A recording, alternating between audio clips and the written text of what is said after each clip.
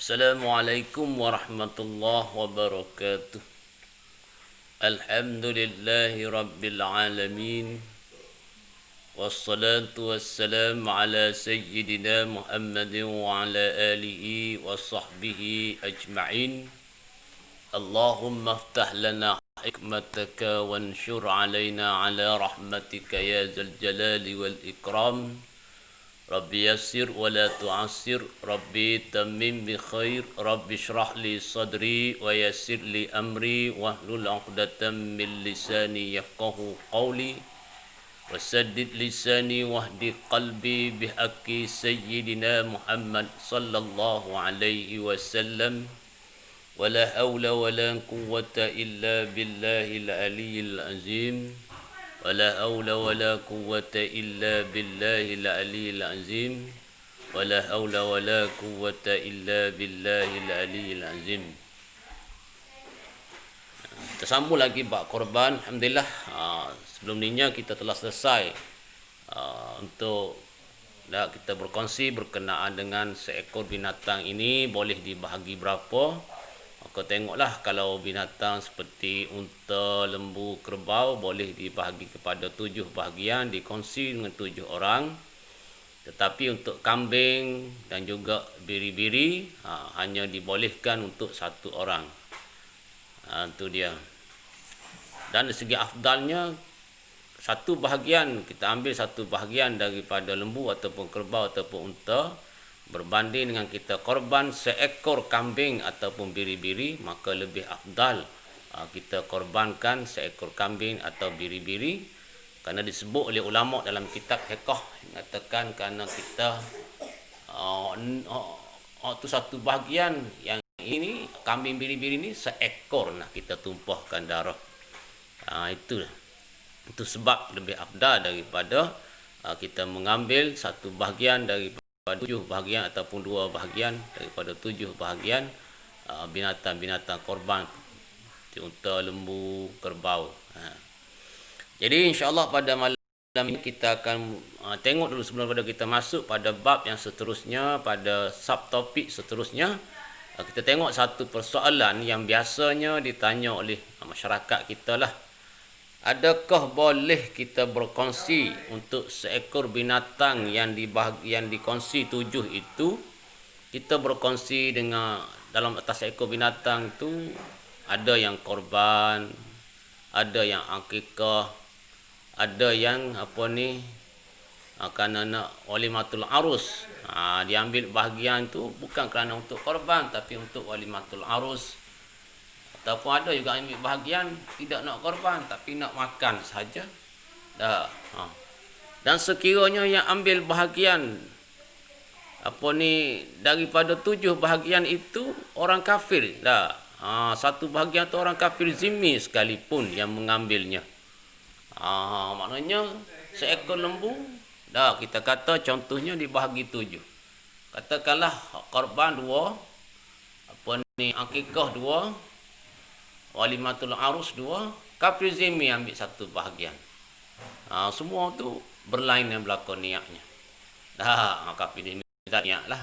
Maknanya lembu korban tersebut yang ambil bahagian itu tidak sama, bukan untuk semua orang, semua rakan kongsi yang 7 orang itu korban.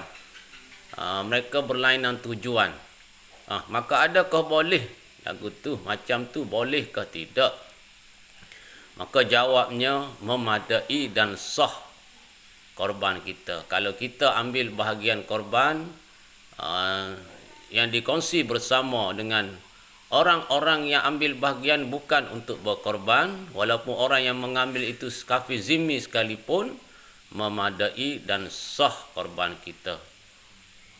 Tinggal lagi kata setengah ulamanya dalam kitab-kitab fiqh, kurang afdal lah. Kurang afdal. Itu dia. Okey, itu jawapannya. Kemudian kita masuk kepada topik yang seterusnya, iaitu syarat sah buat korban bagi binatang.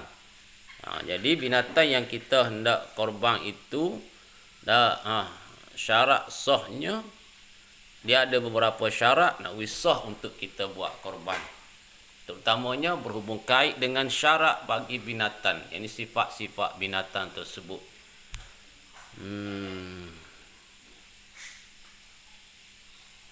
Jadi antara syarat dianya, hendaklah binatang korban itu tidak ada aib, yakni cacat yang boleh mengurangkan daging ataupun orang kata mencelakan daging.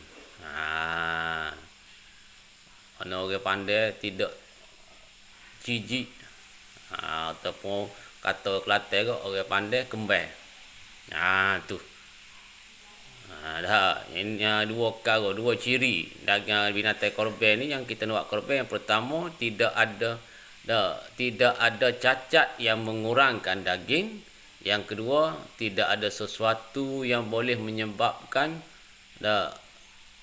orang memandang jijik ataupun kata orang Kelantannya dia berasa kembar, berasa tidak selera nak makan daging korban tu. Maka benda-benda sebegitu tu kalau ada pada binatang korban, maka dia panggil cacat. Dia panggil cacat.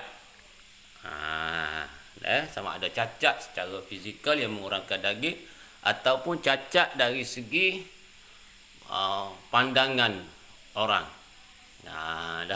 Dari segi persepsi orang ramai. Okey. Jadi aib yang sebegitu yang aib yang boleh mengurangkan daging, maksud mengurangkan kuantiti daging dan juga mengurangkan kualiti daging. Itu dia. Mengurangkan jumlah daging yang sepatutnya ada pada seekor binatang, dan juga yang maksud kata mengurangkan sesuatu, mengurangkan daging itu, yakni mengurangkan kualiti daging. Contoh disebut oleh setengah ulamanya seperti lembu yang bunting. Dari segi kualiti dagingnya lah sikit.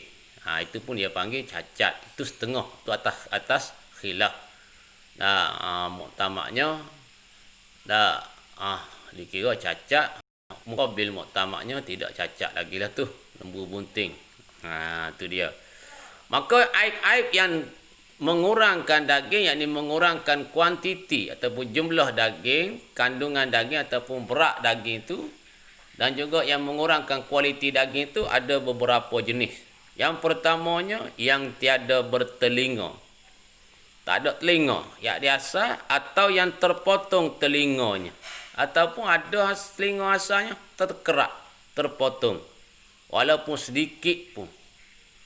Dia panggil aib ataupun cacat yang menyebabkan tak boleh buat korban binatang tersebut. Yang kedua, yang terpotong ekornya atau terpotong lidahnya. Ekor terpotong, lidah ataupun lidah dia terpotong. Tak boleh juga buat korban. Yang ketiga, yang berkudis.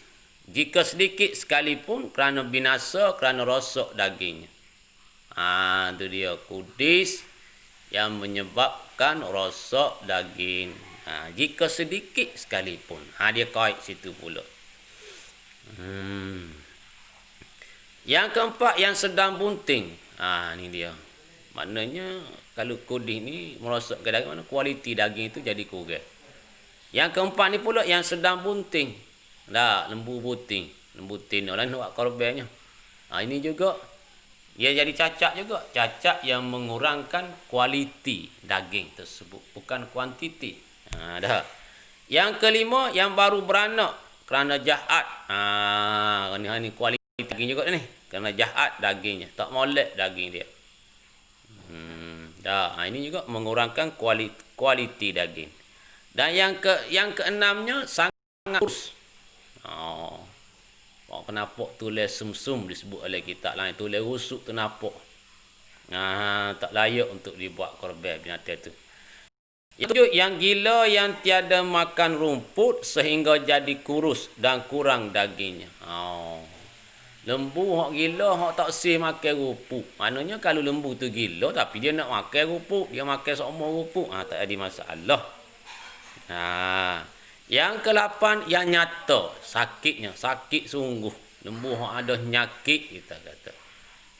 Lembu yang ada nyakit. Yang kesembilan yang sangat tempan.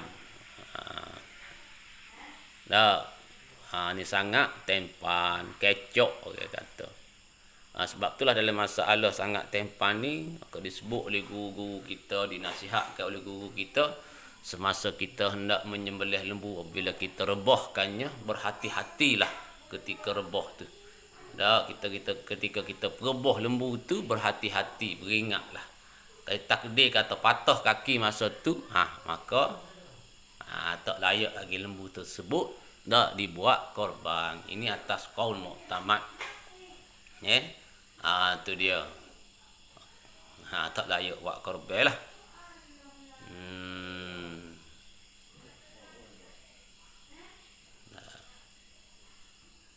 Tu dia, berhati-hati.